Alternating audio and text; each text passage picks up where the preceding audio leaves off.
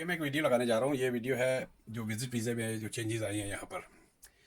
तो visit visa $185 खर्च करने से पहले आप अपने आप को अच्छी तरह असेस करें कि आगे जो वीज़ा मिलेगा या किन किन शराइत के ऊपर मिलेगा या किस मरहले से आपको गुजरना पड़ेगा। तो उसके बारे में थोड़ी सी डिटेल वीडियो मैंने बनाई है। चलें आगे की वीडियो को आप देखें।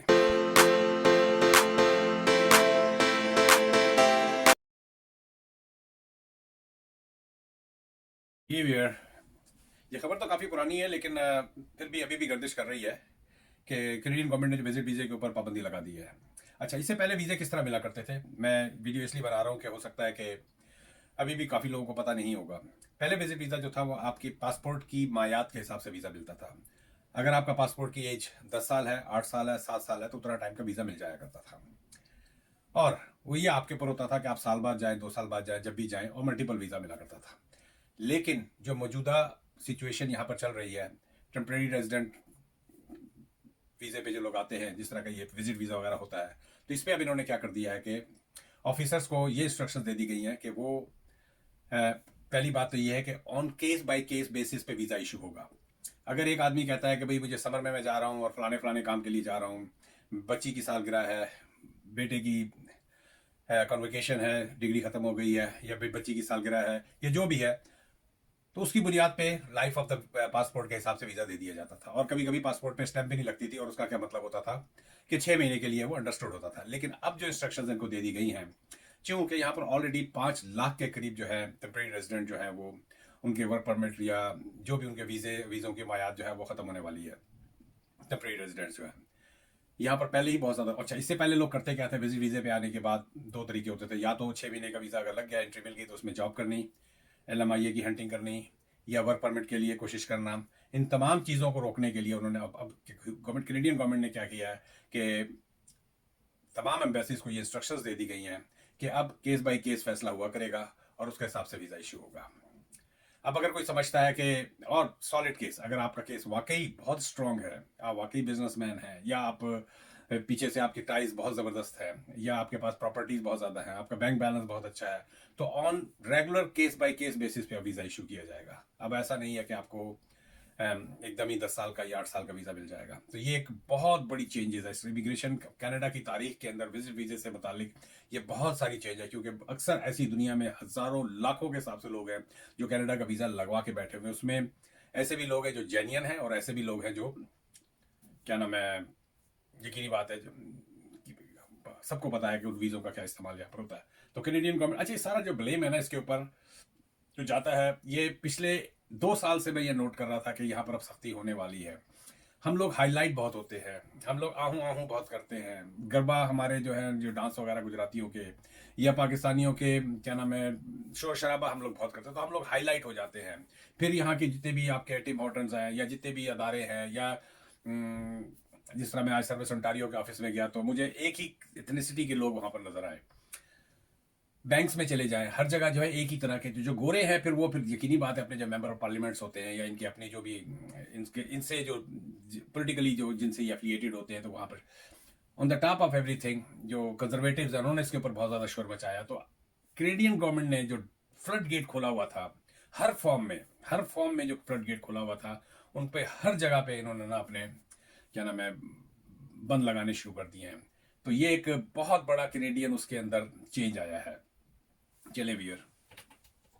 अच्छा, इसके बाद एक सबसे बड़ी खबर यह है कि CBSA को, कैनेडियन बॉर्डर सिक्योरिटी एजेंसी, उसको ये इख्तियार दे दिया गया है जगह जगह जो है, तमाम जो मेन शहर हैं अल्बर्टा में, कैलगरी वगैरह, एडमिंटन वगैरह, वैंकूवर, मॉन्ट्रियल और टोरंटो, मुख्तलिफ एम्प्लॉयर्स के पास जाके रैंडम चेक करना। उसकी वजह से क्या हो रहा है कि पकड़ दकड़ इससे पहले कभी भी नहीं हुई थी। मैं यहाँ पर कनाडा के अंदर, मैं नॉर्थ अमेरिका, मुझे तकरीबन 40 साल हो गए, और 26 साल से मैं कनाडा के अंदर हूँ। उड़ती उड़ती कभी ना कभी इस तरह होती, लेकिन इस वक्त एग्रेसिवली ये इस चीज़ के पीछे जा रहे हैं कि चेकिंग, तमाम स्टूडेंट्स का उसका सारा स्टेटस चेक करना, उसका कि कौन से स्कूल में जा रहे हो, बाद में फर्दर चेक करना कितने आवर्स काम कर रहे हो। तो इस तरह की चेकिंग जो है ना, तो ये सब इनको जो भी पॉलिटिकल नजला इनके ऊपर गिरा हुआ है कैनेडियन गवर्नमेंट के ऊपर, गोरों के वोट लेने के लिए ये सारा काम किया जा रहा है। बहाना हाउसिंग का है, सोचने की बात यह है कि वो स्टूडेंट जो आज से 10 साल पहले बेचारे आए थे वो ऐसे अभी भी हैं जो इलीगल हैं। उन बच्चों का क्या कसूर है? ठीक है, स्टूडेंट्स की कोताहियां होती, हम भी स्टूडेंट्स थे अपने ज़माने में, यकीनी बात है कोताहियां होती हैं, लेकिन उन्होंने पूरी ज़िंदगी एक किस्म की 10-10 साल, 5-5 साल, 8-8 साल तमाम कैश एक ड्रीम लेके इस मुल्क के अंदर आए थे, उन सब के ऊपर जो है इन्होंने पानी फेर दिया है। अच्छा, एक जो इन सारी सख्तियों की वजह से क्या हुआ, जो सारा नज़ला गिरा हुआ है ये स्टूडेंट्स के ऊपर गिरा हुआ है। पिछले साल की 2024 का की जो फिगर्स हैं, 71 to 75 जो है डेड बॉडीज यहाँ से गो, 1 मिलियन के करीब अगर इंडियन स्टूडेंट्स होंगे यहाँ पर, या 7.5 लाख 8 लाख होंगे, उसमें अगर 70-75 डेड बॉडीज यहाँ से जाती हैं इंडिया तो कोई बड़ी बात नहीं है। लेकिन इसमें बड़ी बात क्या है? बड़ी बात यह है कि उसमें 75 to 80% जो थी वो अननेचुरल कॉजेज थी। ऐसा नहीं था कि वो बीमार थे तो मर गए, उसमें ज़्यादातर जो थे या तो वो खुदकुशियाँ थी या एक्सीडेंट्स थे। ये मैं एक न्यूज़ पढ़ रहा था, एक इंडियन न्यूज़पेपर था, उसके अंदर कि 71 डेड बॉडीज यहाँ से गई हैं। अब सोचने की बात क्या है, इन स्टूडेंट्स के लिए ये पैगाम है कि भाई this is not the end of the world. अगर आपका पीआर नहीं होगी, आप अपने से नीचे के लोगों को सोचें, इंडिया में, पाकिस्तान में, बांग्लादेश में या थर्ड वर्ल्ड कंट्रीज के अंदर लोग किस तरह रह रहे हैं। अभी भी टाइम है, अभी भी क्या नाम है, अपने आप को बचाते हुए जो कोर्सेज ऐसे हैं या आई मीन इस तरह की जो जॉब्स हैं, इस तरह की जो ट्रेड्स हैं, जो 10 मेजर ट्रेड्स हैं जिसमें हेल्थ केयर आ जाता है, एजुकेशन आ जाती है, स्किल ट्रेड्स आ जाती हैं, इस तरह की बेतहाशा है, या फिर फ्रेंच लैंग्वेज है, उसके अंदर हाथ डालें। आखिर में जो मेरा पैगाम है ये यहाँ के जो कंसल्टेंट्स हैं उनके लिए कि भैया आप लोगों ने बहुत पैसे कमाए, बहुत पैसे कमाए, इतने पैसे कमाए हैं कि बताए नहीं जा सकते। लेकिन अब आपको अपनी कम्युनिटी का सोचना है, इसी कम्युनिटी के साथ आप हैं, आप ये जो बिजनेस कर रहे हैं इस कम्युनिटी की वजह से कर रहे हैं। अगर ये कम्युनिटी ना हो तो आपको कोई पूछेगा भी नहीं, बुरा ना मनाइएगा ऑल दीज लॉयर्स। गोरा, आई डोंट वांट टू से much about on the YouTube कि आपके जो क्लाइंट्स हैं, जो क्लाइंट का बैंक है वो ज़्यादातर आपके हमारी साउथ एशियन कम्युनिटी है। तो क्या ये अच्छा नहीं हो सकता कि अगर आप इस वक्त इन लोगों का हाथ पकड़ें, जो लोग बेचारे इन सारी तकलीफ़ों में गुजर रहे हैं, या जिन जो 5 लाख आगे जो जो इलीगल होने जा रहे हैं, या वो स्टूडेंट जिनके डिपोटेशन आई हुई है, वो या वो जिनके कोई भी केसेस कहीं पर नहीं, आपने हज़ारों डॉलर ऑलरेडी उनसे कमा लिया। अक्सर लोगों से, जिन लोगों की यहाँ पर पीआर हुई है, और मैंने उनसे सबसे, मेरा पहले ही क्वेश्चन, पाजी दसो कितने को पैसे खर्च हुए, किसी ने ये नहीं कहा कि मेरे 40,000 खर्च हुए या 50। इस पीआर को हासिल करने में तुम्हारा कितना पैसा लग गया, इंक्लूडिंग यूनिवर्सिटी की फीस और सारा सब। किसी का 50,000, किसी का 75,000, किसी का 80,000। इन लोगों ने, लड़कों ने यहीं पर जा, ठीक है, आहूँ भी हुआ, आई मीन गलत एक्टिविटीज़ भी हुई, जवानी की, हर जवानी की कोई ना कोई कहानी होती है। तो भाई ये जितने भी लॉयर्स हैं या ये जितने भी कंसल्टेंट्स हैं उनको इन बच्चों का हाथ पकड़ना चाहिए।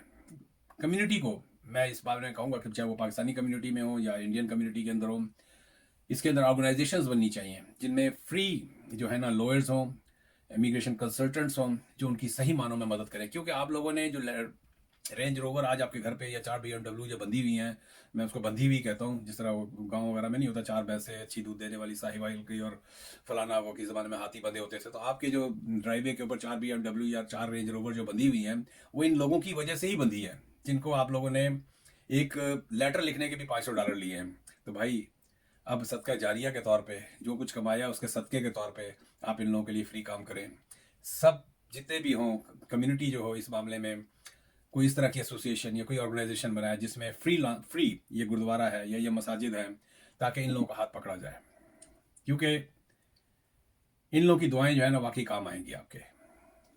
पैसा आने जाना है, आज है कल नहीं है, कल था आज, कल परसों और आ जाएगा।